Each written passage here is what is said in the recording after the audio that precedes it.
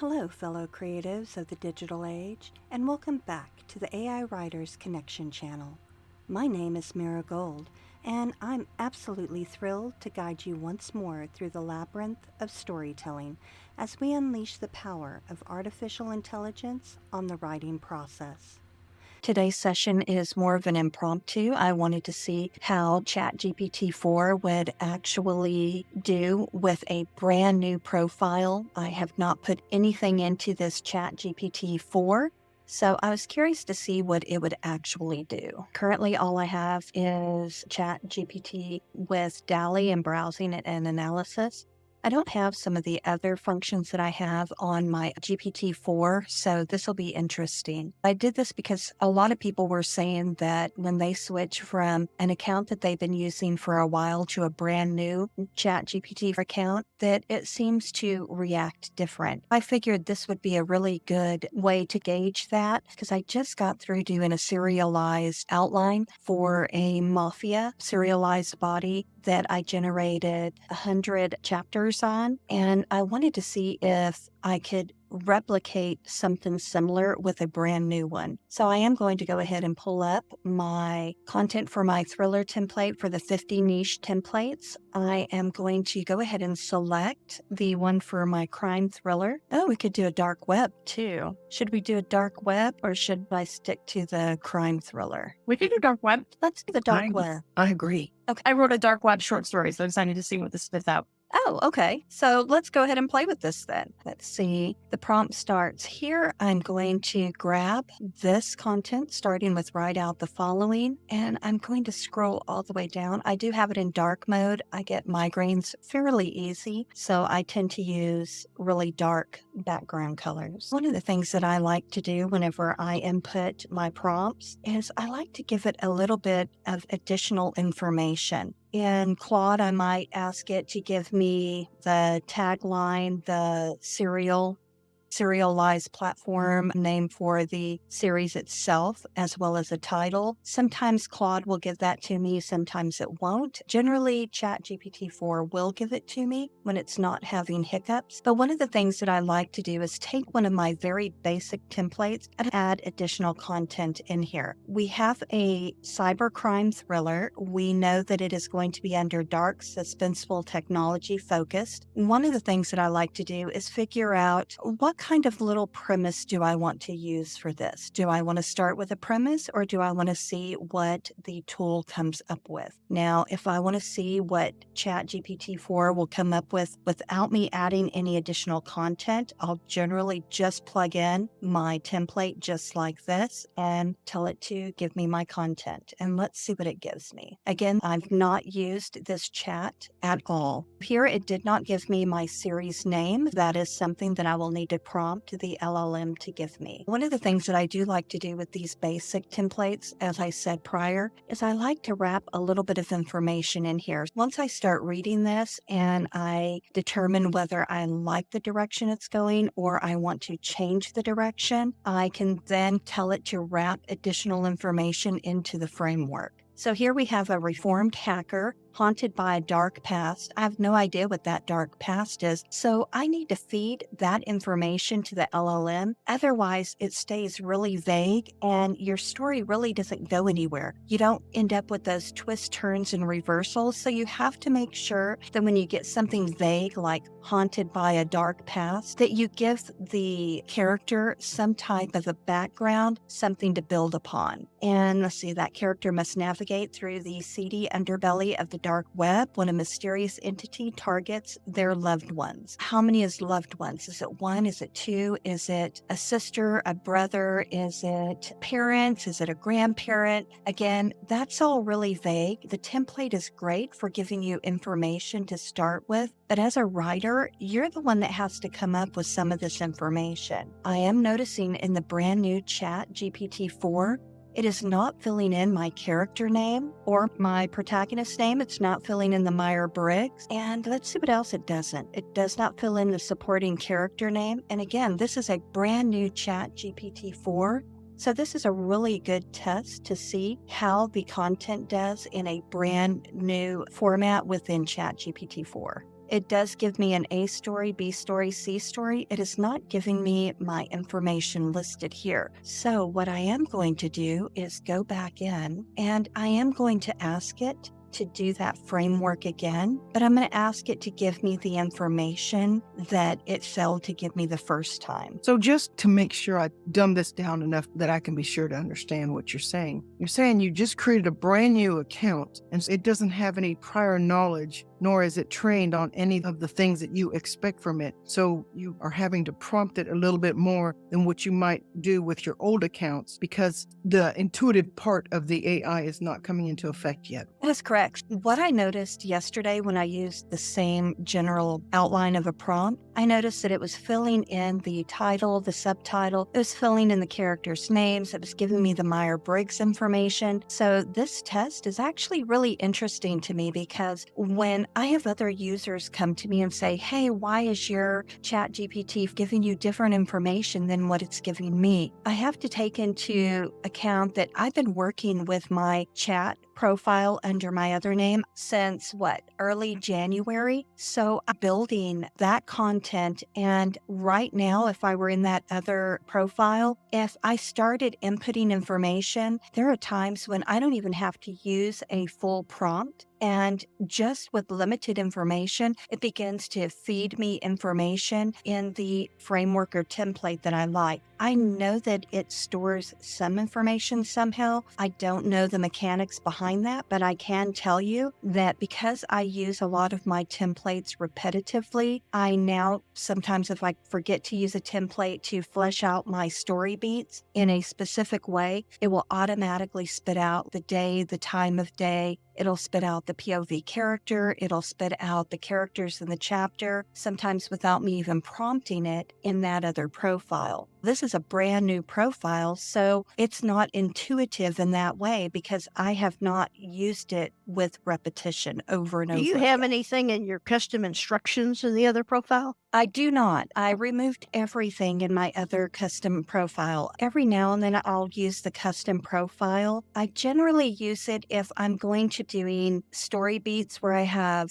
it generating 16 to 20 story beats so that I don't have to keep putting the framework in there over and over again. I will put that in the custom area because with the custom, you are given this top section that says, what would you like ChatGPT to know about you to provide better responses? I don't follow these two areas the way that I guess a typical user would. I just plug in my really long templates here. And if it's too long to fit in the 1,500 characters, I will split up my templates, half of it to go up in this top section and then the other half in the lower section. It does tend to work for me that way. Len, do you like to use your custom instructions frequently? I've been using it with my series. I have my synopsis and my characters and everything in the custom instructions. Do you find that it is repetitively giving you that information over and over again? Do you find that Yes. the repetition of using it time and time again has helped with the structure? Well, I have it in there, and most of the time I use this on all chats, and no matter what I ask it for, I forget that. And so when I ask it for something else, it will give me the information and this say, this would work well in your series if you did blah, blah, blah. And that helps. It helps to have some custom instructions in there, but be very careful when you have those custom instructions in there because it may help you in one aspect of your prompting or your templates on when you're fleshing out a body of work, but then it can hinder you in other areas. So make sure that if you have something in custom instructions that you are reading over it to ensure that it's going to help you with the content that you're wanting to generate. For instance, if I am brainstorming something, I do not want a custom instruction in there that tells the LLM to produce story beats for a chapter, 10 different story beats with the date, the time, the characters, the location, all this other information. I would not want that in there because then the LLM would try to start giving me story beats rather than brainstorming the content with me. You need to know what you got in there and whether you tell each chat to use it or whether you've turned it off for a particular chat. Some of the things that I'm going to ask, and I pretty much ask it on a repetitive basis, or I did in the early days in my other profile, is to avoid using inactive information, rumination, or introspection. Use only active information. Why do I ask it to give me active information? I ask for it to avoid rumination, introspection, inactive information, vague content. Because if it's too vague, then the LLM really can't build upon it. Telling it to do this kind of helps to be able to get solid content at times. But again, at the end of the day, you're the author. So you have to make sure that if there's vague content, that you are telling the LLM to flesh that content out. So let's go ahead and redo that framework. Now, because I've not used this LLM before or this profile, I am going to copy this information again because I'm worried that it may not adhere. So this is one of the things that I do whenever I'm working with a brand new LLM. I will give it or feed it the information again and again until I'm satisfied that it's beginning to adhere and knows what my process is. So let's see what it does. And you notice that I started with something very small. Forgive me for scrolling quickly. I used something very vague or brief. I told it I needed the title. I needed it to fill in all the pertinent information, the characters' names, the Myers-Briggs. I wanted to ensure that it's going to give me that information. I did ask it to ensure that it's not being vague. Now, will it still be vague in places? You bet. Let's take a look at what it gives me now. A reformed hacker haunted by dark past. So that is one area where I'm still going to have to flesh that out. And that comes into play where I need to flesh out my character's background. I need to know what made that character who he or she is today. I also have, the characters thrust into the underbelly that remained the same, entangled in the consequences of past actions. I don't know what those actions are yet, but those are things that I have to flesh out. I know that the hacker embarks on a journey. Now, it did not continue to generate earlier, so let's see what it does this time around. It did give me my Myers-Briggs. It did not do that last time. It did not give me a name. And it is giving me the archetype for my main character. I have a supporting character here, Sam. This time it gave me a name, it gave me an archetype, and it gave me a role. It did not give me a Myers-Briggs for my supporting character, which I do tend to like to have. I do have an antagonistic force. Our force right now is a dark web entity. Do I want it to be an AI that has become self-aware? We could definitely explore that. And we could weave that into the content. Or I could make my antagonist be an actual person. At this stage, I can make this story anything that I want it to be. I also have, our devices, which is foreshadowing. There are hints of the dark past. Again, I don't know what that is. There are cryptic online threats. So whatever he did in his past has initiated some threats to him and to his loved ones. I need to determine who his loved ones are. Again, parents, siblings, a lover, who these individuals are. We do have subplots, so I know that I can have an undercover agent. I know that there can be a group of hackers.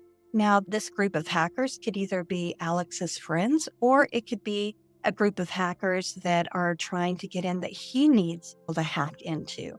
We also know that there's a close associate of Alex with hidden ties to the dark web. I don't know what those ties are. If I don't know, the LLM does not know. And again, that becomes too vague for the LLM to be able to flesh out. Let's see, the struggle is against the dark web threats. We need to know what those threats are. So that is our A story. I don't know what has caused those dark web threats. Maybe knowing more about his backstory, what his occupation is, and what he's doing today versus what he was doing in the past will help us be able to expand upon that. Our B story is the emotional and psychological impact of re-engaging with the dark web. Maybe he pulled away. Here is where I am formulating the idea of my story. And this is where I'm using ChatGPT 4 as a resource to brainstorm with. Again, I don't know what happened to him. Maybe he was working for a company and he developed some form of advanced tech for AI that he wanted to use to help victims of car accidents or major accidents that had paralysis. And he has a chip that he developed that can be embedded in the brain, and that chip can help those individuals regain mobility. That would be a great endeavor, but what if he was working for the government during that time and he's thinking he's going to help people, but then they took his research and created something else. But in the process of doing that, with all the work that he put into it, maybe this AI that he's working with these chips, maybe something happened and that AI becomes self-aware. He builds a prototype to help him. Maybe it's secret. So again, I have all these ideas floating around in my head, and I can pick any one of them, but I have to decide where I'm going with this specific plot before I can move forward. Again, we have an introduction with our structure. We have Alex's peaceful life. That is the setup, the way things look right now. But we know that there's an online threat. We have an attack that pushes Alex. Now, is it an attack on his computer or is it a physical attack? I don't know, but those are things as a writer I need to determine. Also, we have a deep dive into the dark web entities.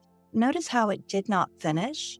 When that happens, you can hit continue generation. Sometimes it will continue to generate here. If it does not, and you get an error message, I tend to refresh my screen, and then here in the message area, I might type in something like, please continue where you left off in the unified structure section, bullet number XYZ for deep dive. Then I'll hit enter and then let it continue from there. So which direction do we want to go? Do we want to go with him working on a secret project with an AI that he wants to build to be a household helper, or maybe an AI that can move and walk like a humanoid and go and defuse bombs for the government? Or do we want him to work with a chip that helps people who maybe have lost the ability to move limbs due to paralysis? With the dark web, I like the thought of his research being taken away. How far advanced do we want this to be? Do we want it to be an AI that is self-aware, that he takes a copy of that neural network with him when he is told to leave? Or does he leave on his own and then his work is taken by someone else? Or do we want it to be for the paralysis? I'm thinking the AI that would be used to help people maybe in a surgical setting or to defuse bombs, and then maybe the government was funding it through a backdoor channel and takes control of it. And because he does not want to create a weapon, he was pushed out in the past. But he has a backdoor into the system, and he is contacted. Let's say who he's being contacted through the dark web. Maybe that contact is actually the AI in disguise asking for help. He thinks that it's a real person. So let's go with that and see what chat does with that. I might get a little bit quiet here while I type that out. I'm really intrigued to see how all that's going to fit in with the dark web. That's going to be cool to watch unfold. One of the things I do want to stress is that when you are telling the LLM something like this, I don't want the LLM to immediately think that this is where my story starts with him being pushed out. This is backstory information that I need to know as a writer. The LLM needs to know, but it's not necessarily information for where my novel starts. My novel needs to start right in the smack dab action of the story. I don't need to have 3 chapters explaining all of this in story dumping. What I need to do is start with the action of maybe somebody breaking into his house or somebody breaking into his system. That's where I need to start my story. But before I can do that, I need to set it up so that I know what direction I'm going and I know what the backstory is. Again, that backstory is just for me and for the LLM. It is not something that the reader needs to know right now. Now, will the reader need to know this at some point? You betcha. But it needs to be like breadcrumbs. Think of your story like a Hansel and Gretel tale, where you know Hansel and Gretel has been kicked out of the house. They're having to wander the woods, and they have a loaf of bread, and they're leaving those breadcrumbs everywhere that leads the reader through the story. And each one of those little breadcrumbs reveals another layer of the story, which may contain information about the character to develop the character, or something that will develop the conflict that is unfolding for that main plot. And some of that may include some of this backstory, but in little increments. I don't want to just dump all this on the reader, because that's no fun. We want to feel the excitement, and we want to keep the reader in the real time. So again, this is just plotting for me and for the LLM right now. So what am I going to tell the LLM? I'm going to say I want to wrap some content into the existing framework. And I'm going to say this is backstory. So this is what I'm telling the LLM. This is backstory. This is a backstory for brainstorming, but not where the story starts. And why do I do that? Because I'm setting up the idea that this is how I'm going to work. And every time I go in to work with this LLM, this is how I'm going to start my process. I want it to understand my flow. So right now we know that it's taking the work.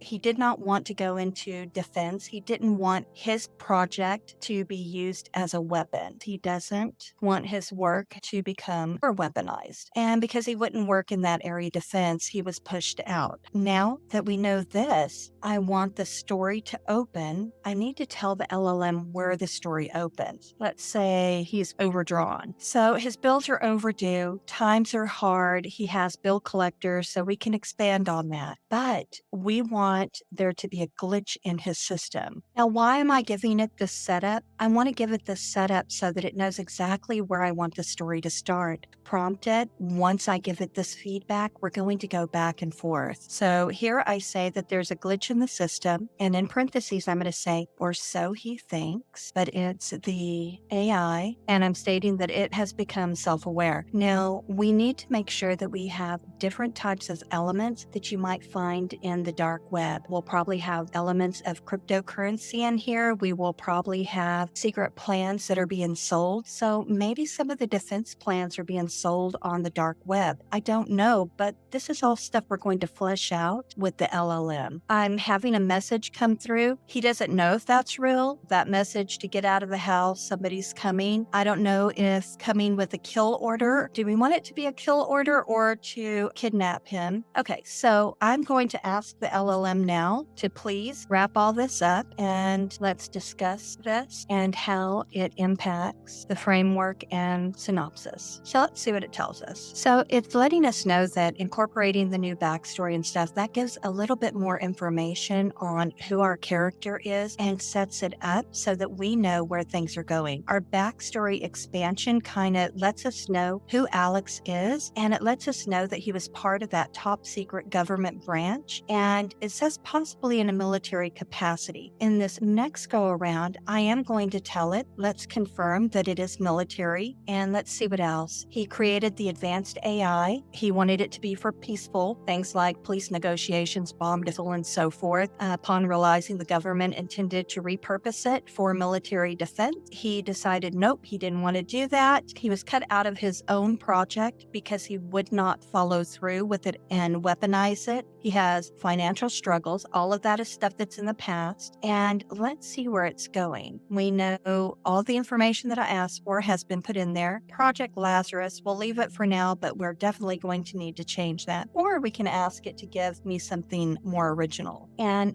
you notice that as I'm going through this content and I'm reading, I'm finding areas that I might want to change. We see what his ethical stance is against weaponizing it. It adds that moral layer of complexity. It gives me the impact on the framework. So it gives me a little bit more information about this. Now, we still don't know who his family is. Let's add that he has a mother and a younger sister. Now, does that mean that my backstory is complete and that I'm satisfied satisfied with everything? No, I'm still not satisfied to the point where I feel like this story is ready to go. I still need to go in and flesh out more information. So one of the ways that I can do that is to actually go in. I'm going to pull up my book, which is the 50 thrillers for the niche. If I go down past chapter 50 and I go to my additional prompts, I know that I can come down in here and I can look for step 2. So now that I've done everything that I've set up, my story, I've given the LLM a very basic understanding of where I'm going. We're going to evaluate this content even further. I have to wait for it to finish giving me all of my information first. Now, just in case I have to do something different in here, I'm going to copy what I have down here in the bottom, because sometimes if it does not finish, I'll have to prompt it to continue to finish my outline. So again, this is going to be a serialized body of work. The way that I want to work this in, I think I want to work in a love interest. So why don't we tell it that? Would it complicate matters too much if we asked it to have the love interest be at cross purposes somehow with your protagonist, so that at first they're in conflict? So we can add something as brief as she needs to be in conflict with him at first. She's part of the government sent to find him. And let's say she's good at her job, but has questions. And we can go into further details on that, say. And this is why I tend to like to go in and copy my stuff. So let's go ahead and refresh. I'm going to tell it to continue. So we're adding this back in. I'm going to copy that just in case it goes down. What other information do we maybe want to incorporate in here? So we already have this information. We want to add a female love interest who is in conflict with him in the beginning. She's an ops person for the government. We're going to have to give her some type of backstory at some point. Maybe she feels a need to prove herself. So this is the first mission that she's in charge of. So this is all information that I'm going to want to have incorporated. Again, now one of the things that you can do, you can create all of these questions that you have in a Word document, and then you can transfer them over, and then you don't have to worry about losing your content. I will often do that whenever I'm working in chat. So let's see what it tells us next. It's telling me that it's evaluating and enhancing the current synopsis, and it's going to introduce the new character, the female. And again, if you have other characters that you want to introduce, like maybe I want to introduce something more about the mother and the sister, we could definitely do that. If I want to change the age of a character, I can still do that. Again, this is my story and I'm going to direct the LLM. Are there questions right now? Not in the chat. So this is my process. I spend quite a bit of time on fleshing out some of that early content so that whenever I get started on writing my content or getting the LLM to give me my outline and or my chapters, I know more or less where I'm going with the content that I'm working on. Now, because this truly is going to be a serialized body of work, I want it to actually be 100 chapters. So when I get down to working with my chapters, I'm going to want this to be 100 chapters for my first season. Now, if you wanted this to be an ebook, then you would prompt at some point and tell the LLM before you began to do your chapter outline that this is going to be either a self-contained novel or a novel that is part of a series. And you could specify that and the LLM will adjust things accordingly. For me, I want this to be a serialized body that I can put out on a platform. But I also want it to be repurposed, and I want to be able to have really solid stopping points either every 20 chapters or every 25 chapters so that I can have a novella length body that I could put out on, say, Amazon or Draft to Digital. I could go wide with it and have anywhere from 4 to 5 novellas in the series that I could put out as an ebook and a print book. But at the same time, I want to be able to have it out on some serialized platforms. So that's why I'm picking at least 100 chapters to start with. One of the things that I like to do is introduce who my character is, what my character looks like maybe in the first couple of chapters, and then I avoid that throughout the rest of the book. And then I have her, and I don't know why, but there's always auburn hair. I can change that. It has her with sharp green eyes. What if I want to update Eva and make her Hispanic? So I want her to be a martial arts master. I want her to have that background, and I definitely don't want her to have red hair. And I'm going to leave it just that basic. Let's see what else I might want to change. I know that she's flexible, combat strategy. She's physically capable, highly trained. We know what she is, an extrovert, and we know that he is an introvert. We know he is analytical and she is ambitious. She's conflicted, assertive. Those are really good opposites. We know that there is an antagonistic force. We know what that force is. We know that the dark web is there, but I feel like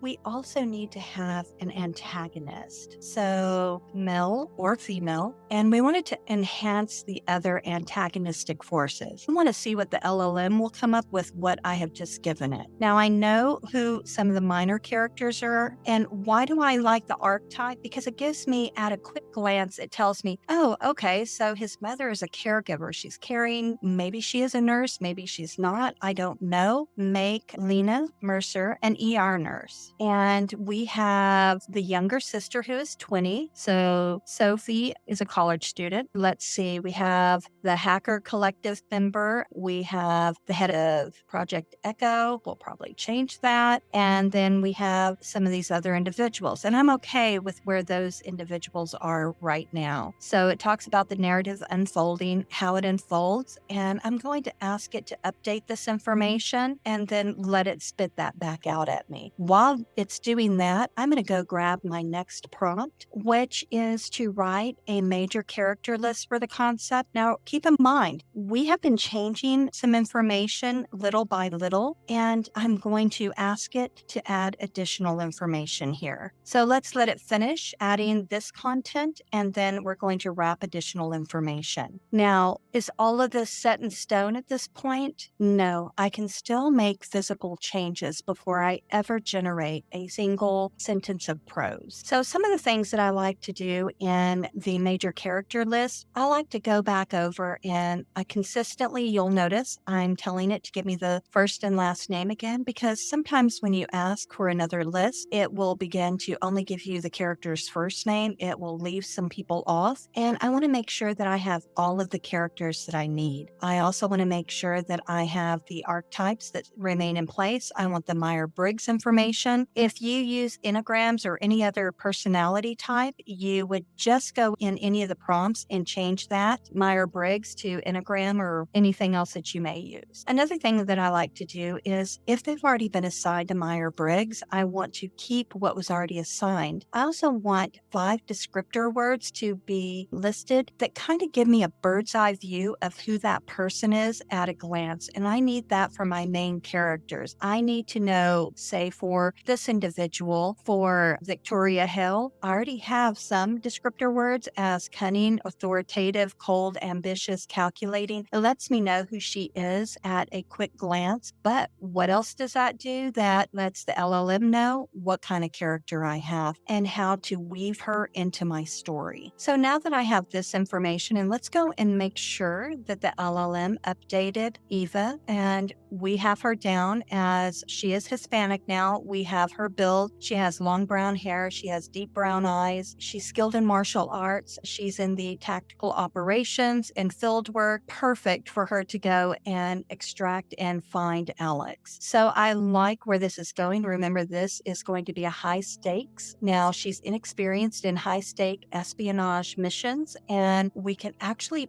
play with that. And maybe they're looking to get him because maybe there's another faction that wants to kidnap Alex to extract government secrets for him. And the government's thinking, oh, wait, he's a loose end. He has all this information in his head. And if the wrong people get a hold of him, our information could be used by one of our enemies. So again, those are things that you can begin to layer in and things that you need to remember as an author because you have to put that in yourself. So let's go and see what the next step does. And it might seem tedious, but by doing this, I am reinforcing the information that's already there. While that is spitting out that information, I am going to go ahead and go in, and I want it to write some of the background stories about my characters. Now, why did I keep going in and I kept messing with the characters? Because I need to know them better. I need to have more information about them on paper. Now, ChatGPT can help me to a degree, but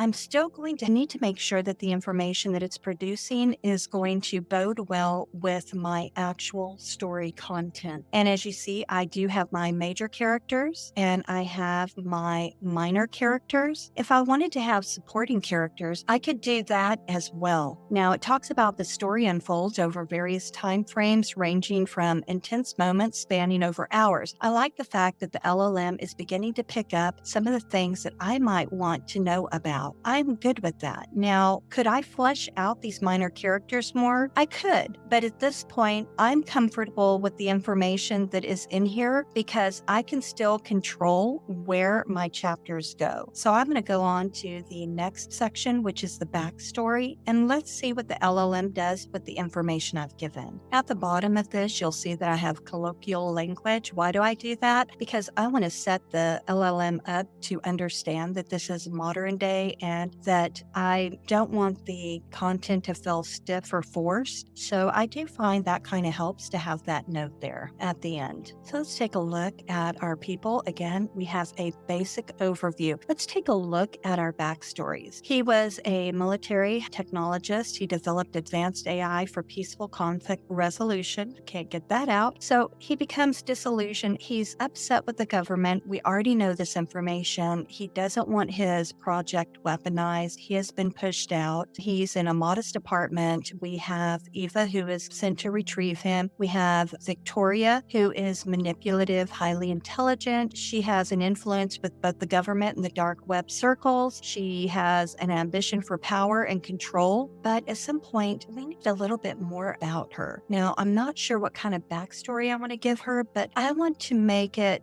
difficult for her. And in order to have a character who people love to hate, I want to give her a story. Now, do I know what that story is right now? No, but that's okay because as the story unfolds, I'll flesh out who she is and I will begin to know her on a more intimate level so that I can build that backstory. So one of the things that I like to do is I like to use this next step. I want to give the LLM a little bit of instruction. Note, this is a serialized body of work intended for Reddit, so it must have romance. The project will contain 100 chapters/episodes in the first season, and each of the chapters will contain a total of 10 story beats, 10 active story beat each. Why did I tell it this? I said that each of the chapters will contain a total of 10 active story beats each, so I need to ensure there's enough at stake to fill the beats. I'm going to go on to tell it that in addition, I want to repurpose for ebook and print. So I need good stopping points at either the 20 or 25 chapter marks of the 100. Also, we will cover the chapters 10 at a time to ensure the story stays on track. Now, why did I do that? I'm letting the LLM know exactly what it is that I am working on and where I am moving it forward. Any of the prompts that I've typed in today, just straight off the top of my head, are items that I use over and over again, and I rehash them. I will definitely pull those off if anybody is interested in those, and I will post those in the AIWC group for people to utilize. So I'm doing that. Now I have to go back down into my prompt, and we do have a character character list. We even have backgrounds for some of the characters. We have their attributes, their physical features, weaknesses, strengths, motivations, obstacles. We know what they want, but here I'm going to tell it. I want 100 chapters. We already know the genre. We want it to create a chapter by chapter outline, and I do like it to follow the Snyder beat sheet, and it is something that I'm comfortable with or familiar with. If you prefer a different format, then by all means feed in your own format, or if you have a format of your own, you can actually structure that format and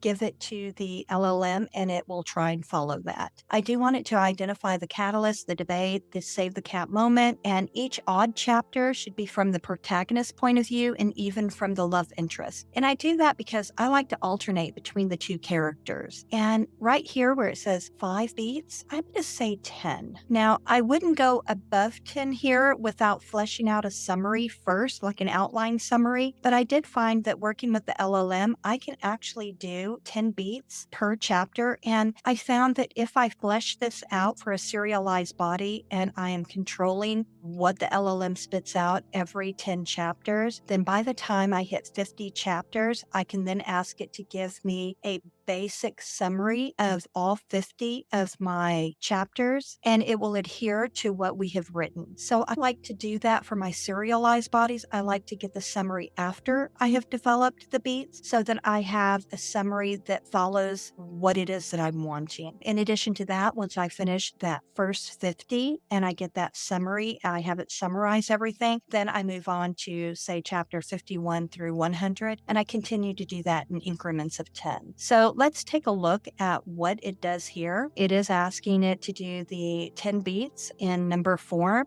Each summary should begin with a hook and end on a cliffhanger beat. And I want them to be active. And here for the hook, I want it to be active. Now, if I don't put active, it should still be active, but I don't know, I get a little repetitive and like to add that in there sometimes. And since this is a brand new LLM, I'm adding it just for extra precaution. I also like the Lester Dent template, and the LLM is actually familiar with that, so I will ask it to incorporate that as well. I am asking it to refer to the pre-prepared character list. I'm reminding it again that I need all those descriptions in there. I need it to think about or adhere to what the personality type is. I'm reminding it that it takes place over hours to days. As a matter of fact, I can go up here to the top, and where I say that it's 100 chapters of mini, I'm going to add each chapter/episode takes place over a single day. And I do that because it's going to help ensure that the flow of my story moves in a pace that fits the story. So let's go back down here. We know that I'm asking it to look at the weaknesses and strengths of my characters. I know that it takes place over hours to days, and I'm going to state each, and then I'm going to say each chapter should transition smoothly into the next. Each beat should do that as well. And I need it to give me some love interest situations for the couple to have. And I want it to say chapter X, POV, character name. And then instead of 14 beats here, I'm going to add 10 beats. I want it to give me the day and time, the characters. Here's my character list. I want it to give me a setting and location, my descriptor words, the tone of that specific chapter, and to only use the characters from the list. I'm going to ask it to note if it introduces a new character. Any questions at this point? Not in the chat. I can say, I hear cricket. I was just going to say nothing in chat. Crickets. You're doing too good of a job. So chapter 1, it lets me know starts on a Monday at 8 a.m. We know who the characters are. We know that it is Alex and Lena. We know that it is in his apartment in an urban city. I can decide what city that is. I'm not sure at this point, but I can definitely incorporate that into my book whenever I decide. Now, my character voice, I can see what's going on here. He wakes up to another overdrawn bank notification. He receives a mysterious glitchy message on his computer. He can have a flashback. Now, flashbacks to military days. This is okay, but when I go to write the prose, I need to flesh that out. What kind of flashback does he have? When I'm okay with it being vague here right now, but when I go in to actually generate my prose, I'm going to flesh all of these out into something more succulent. So all of this content right here is just a starting point for me. I'm still going to have to go through the whole book. I'm okay with them being this short and to the point, because when I start to go in and take these into, say, pseudo-write story Bible, or even generating them here on ChatGPT 4, or taking it to Claude or Rexy, or even, Novel Crafters, any of the LLMs that I decide to take this to, I still have to go in and flesh out each one of these beats. This is just ballpark information. It's a very general outline of what my beats are, and I'm going to have to ensure that I'm beefing them up before I generate. Right now, all I want is to know what happens in each of my chapters so that I can expand on it. But I need to do all of my chapters 1 through 50 and then 51 through 100, so I know the direction. And once I know my whole story, then I can go in and flesh out my beats and start generating a few chapters a day. And here we know that it is flipping back and forth between my characters. There's an unidentified stranger. I don't know who the stranger is yet, but let's see. There's a camera seeking advice and refuge. So I would need to find out who this unidentified stranger is. And that is something that I can ask the LLM about. And right here, I can ask, who is the unidentified? So sometimes the LLM knows who that person is, and sometimes it does not. If it does not know, then I'm going to need to know. So here we have who that person is. Derek Lawson, an ex-military colleague who has been keeping a low profile. So now that person is no longer unidentified. I know who that person is. Now, if I had left that up to the LLM later on, whenever I generate, then I could get anybody. It is making sure that you're killing that vague content. So we know that chapter 4 is going to end with Eva uncovering a lead on Alex's whereabouts. Her team alerts her in an unexpected development related to Alex. What is that unexpected information? Is it that individual has contacted Alex, an ex-military person? And if so, how does that come into play? Those are things that I have to go in, and whenever I am rehashing my beats, I have to do that manually. Thoughts? Not from me. So we now have Eva on chapter 6. It's her, Marcus, Dr. Hale is there. We know that she returns to the headquarters. She is frustrated. She hasn't been able to capture him. We know that Marcus expresses doubts about the missions. We have this engagement that's happening. We know that Eva is torn between duty and her growing doubts about the mission. So here, her growing doubts, you can't trust the LLM to come up with that. So whenever you flesh out your beats, you need to fill that in yourself. Encounters a whistleblower. So who is a whistleblower? I need to make sure that I know who that whistleblower is. I could ask Chat who the whistleblower is in, what chapter is that? Chapter 6, and that is beat 7. And when and where does that person come into play? Now, if I don't like what Chat gives me, then I can ask Chat to revise any of this content, and I can give Chat additional information. Now, if I don't like Project Echo and I want to rename it, I can definitely do that. So here I have, it's a cybersecurity team working on Echo. She comes into play as follows, and it lets us know it's redoing chapter 6. And again, this is from Eva's POV. So this is what I do going back and forth, and I will ask for more pertinent information at any time. If I don't like any of this information, I can change this. Again, I'm not drilling down extremely deep into this content because at this point, I'm just showing what that process is. So again, it did not finish all of my beats, so I'm going to ask it to do that. It should be 10. Let's see if the LLM remembers. Now, once I hit chapter 10, and I need to go into chapter 11 through 20, I would then give it a new direction. I would say exactly what I would like to have happen over chapters 11 through 20. I would give it pertinent information. If there's information that is uncovered, I would give it to the LLM then. If maybe Alex's little sister is kidnapped, I would put that down in there. If his family is threatened, I would put all that information into my next summary for those next 10 chapters. So you notice that I said, please continue with chapters 7 through 10, then stop so that we can discuss chapters 11 through 20. So here on chapter 7, we know that Alex meets with Tara. They hack at her hacker den. We know that they're discussing ways to counter the government's surveillance. She reveals her own reasons for opposing Project Echo. So again, I have to figure out what it is. So when I go in to really dive deep into these beats, I need to understand what that means. And this gives me a basic overview of what happens, but again, I have to direct it. We know that here with Eva's, we know that she returns to headquarters. She's confronted by Dr. Hale. We know that she has to give information on how her investigation is going. She discovers a hidden file linking Alex to her past. We need to know more information about this. So that's all information that I have to flesh out. I can't count on the LLM to do that. And I will do that when I get done fleshing all of these out. Just to have those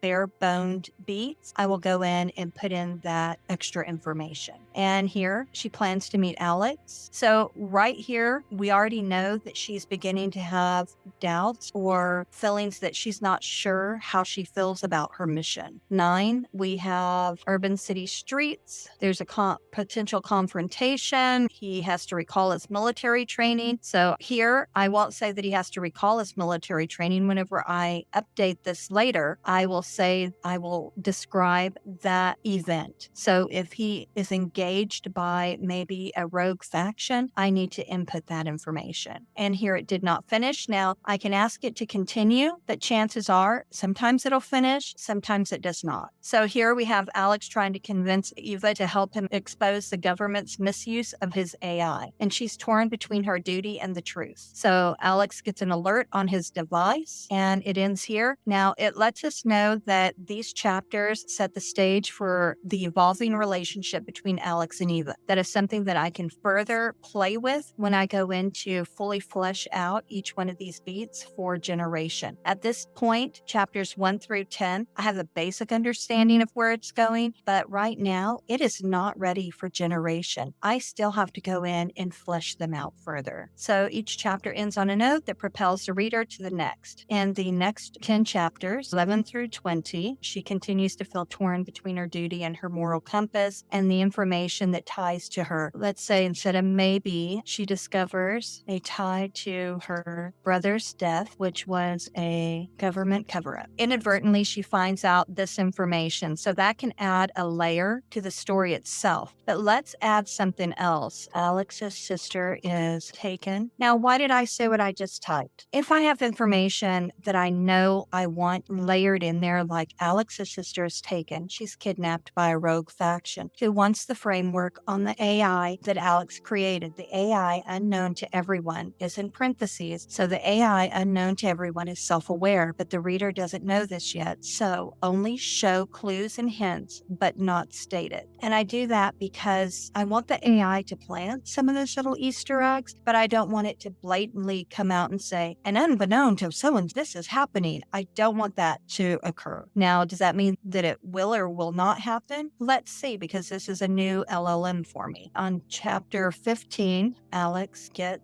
a video. Now, why did I ask for Alex to receive the video plea of his sister? Because that kind of ups the stakes. He might try to do something reckless. We need Eva to take him into protective custody or watch, but off grid, maybe because she suspects there's a mole in the department. So I'm in a sense telling the LLM what direction I want things to go. Okay, so I'm adding additional layers. So you can see how I do this for every 10 chapters. I will input information and then I will ask it to go ahead and proceed. And I am going to tell it, follow this same format. And then I'm going to make it go. So this is what my early plotting process looks like. And as you can see, even with the new LLM, I'm still able to have the LLM follow my process. Again, is this ready for generation? No, because I'm still going to have to flesh out each one of my story beats. And that is something that I will record in another session. I think that I'm probably going to do more episodes where I'm going to take this and record every single step of this. So as I go through each one of these sets of 10 chapters,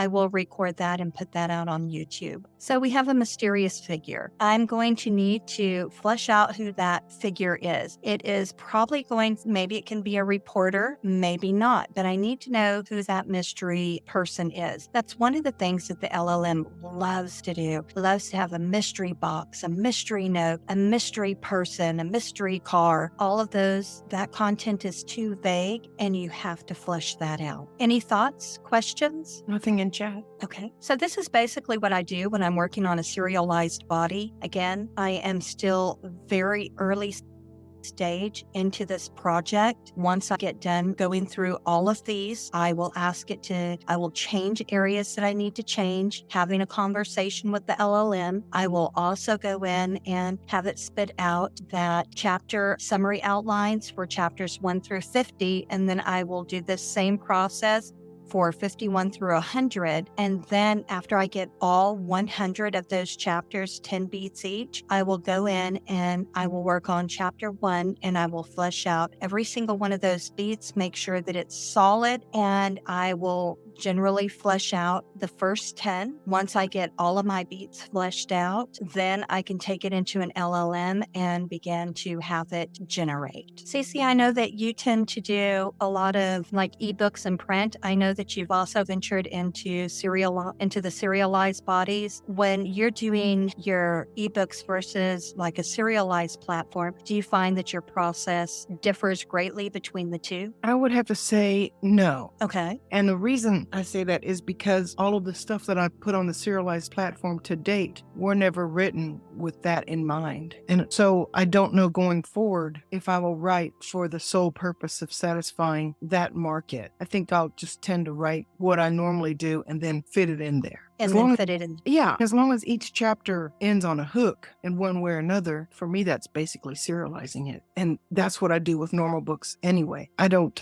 have a very huge difference in my process, except to say that each season/book should end on a massive cliffhanger for the serialized platforms, but I don't do that in my regular fiction. So I tend to satisfy the bigger audience and then hope that the serialized world finds favor with what I create. As you can see, it did not finish chapter 18. I can hit continue generating again, but chances are it's going to give me an error message. And going back to what Cece is saying, I do have bodies of work like that too, where maybe I have a series that maybe has 6 different books in it, and each book might build on the overall story, or each book might be in the same world but different couples. I can take those to a serialized platform, and season 1 can be book 1, season 2 can be book 2, and so on. Or if I'm writing something specifically for a serialized platform, I treat it the way that you would look at a soap opera, where I am following the same characters season over season. So I could potentially keep these characters in play for season 1, 100 chapters. I'll bring them back for season 2, another 100 chapters. I'll give them a new assignment. I might have them working together. Maybe Eva ends up being recruited by a different faction, and maybe Alex is pulled in to work with them also. And I could give them a new assignment each season. If I have 10 seasons, then the first 9 seasons would end in a major cliffhanger that kicks off the next season. And then I won't finish out everything until the end of season 10.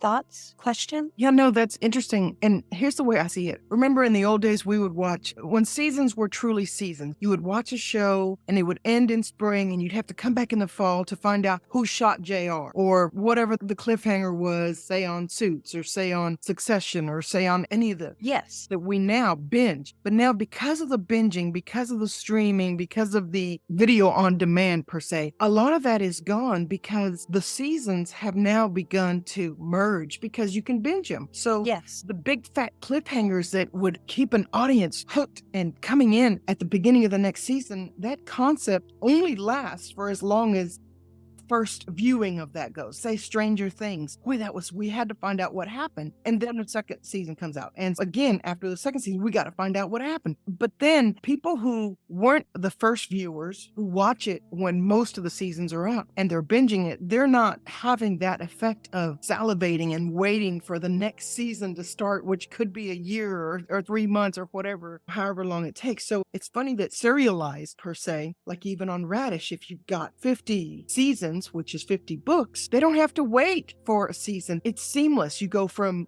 one story to the next story. So the concept of cliffhanger doesn't have to be as strong between seasons as it is between chapters, because you want them turning to the next one. And once you have a reader hooked on the concept, the characters, you don't have to have that dramatic, crazy hook for the next season because they're already hooked and they want to know what happens. And it doesn't have to be this great catastrophe. It's just the characters bring it back. I'm not sure if that makes sense, but it's funny how it's changed over time because of streaming and because of serializing book after book, like on Radish or any of the other places. Yeah. And to what you said, season 1 with this project, I will wrap up the storyline for season 1, and then my explosive ending or climax will actually be something that sets off or sets the stage for season 2. Everything is wrapped up for season 1. We may have some threads that linger that will funnel into season 2, but that main story that we are following, that main story A, we are going to give it some closure, and then we may see elements of it in the next seasons, but that ending for season 1, that true ending, will kick off my season 2.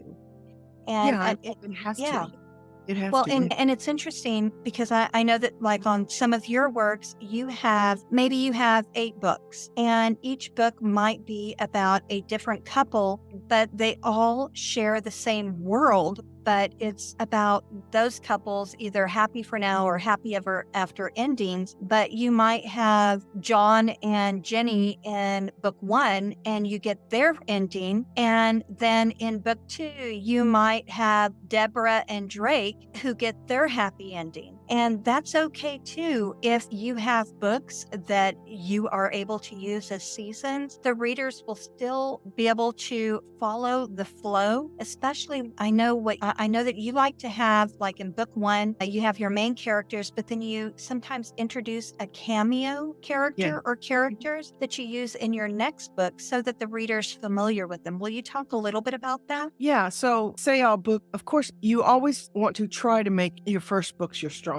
books because that's where you get the hook, right? You get invested in the characters. And then when I wrap up the first book, I like to bring in a mysterious character who is he is going to be the main in the next book. But he comes in under the guise of he's mysterious, or there's a question surrounding him, or you've heard enough about him that you've got to know what's going on with this character. So in essence, the hook is usually the next character. It's not a cliff ending where it says, oh, to find out if you were killed in this bomb, if so-and-so was killed in this bombing, you've got to tune in again. It's more of okay, this is the guy that we've been talking about. This is the guy that's mysterious, or here's a new character who's mysterious, something of that nature that says, okay, I've got my happy ending with this couple, but wait a minute, what kind of drama is this guy going to bring in? Because that you're setting the scene for more drama or more issues or problems. Is that what you're asking? Yes, definitely. And that's why I say know your platform, know what you're writing for and what your reader base is looking for. Yeah. And remember earlier when I made the comment that I want to use this as a serialized body, but I also want to be able to use it in installments for a novel or novellas. If you notice at the end of chapter 20, which is actually Eva, it ends with an alarm that is triggered. Potentially, I could break up chapter 20 and I could flesh it out to give me 2 chapters. So I could have a 20A and a 20B. And within that chapter, I could show Eva's point of view. And then I could end it with Alex's point of view. And I could have that lockdown where the facility that they are inside of, because they're in the near factions holding area. So they're in there. There's a lockdown. I could show everything being locked down tight with steel doors, windows, the works. I could show that. And that gives me my cut short. for like my first novella that I would use in this series if I wanted to turn it into an ebook. Now, what I would have to do is let readers know, hey, this has a cliffhanger and it continues. It was written as a serialized body first. So if you're not okay with cliffhangers, you may want to pass on this one. But I would want to set the expectation to readers on Amazon or Google Play or Apple, Barnes and Noble, any of those. I would want to set it up in a way that the reader knows there's a cliffhanger, because some people like them, some people don't. Yes. And another way you could handle that, if you're patient, and I don't mean you, the writer, is if you write the first book, go ahead and write the second one and maybe the third one. I don't know. Depends on how long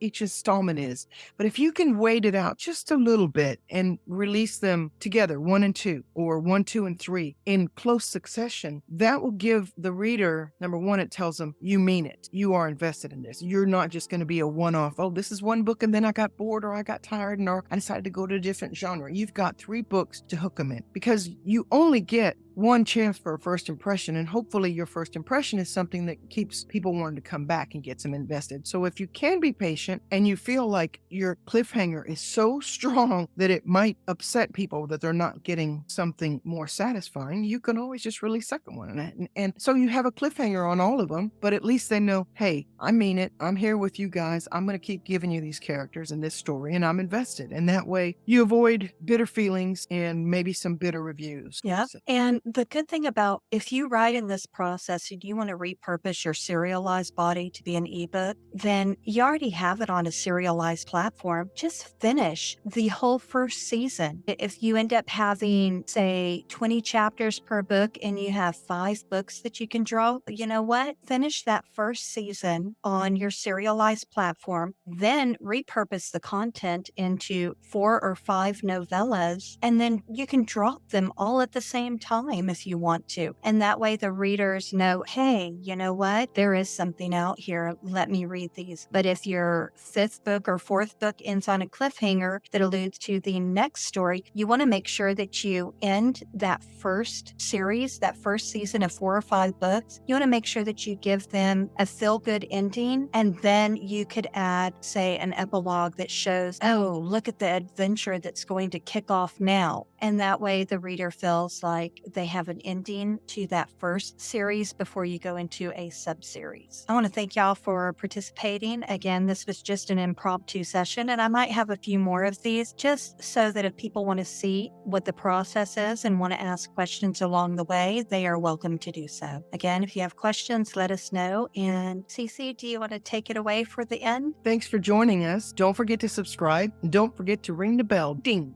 Have a great day. Thanks, everyone. Bye.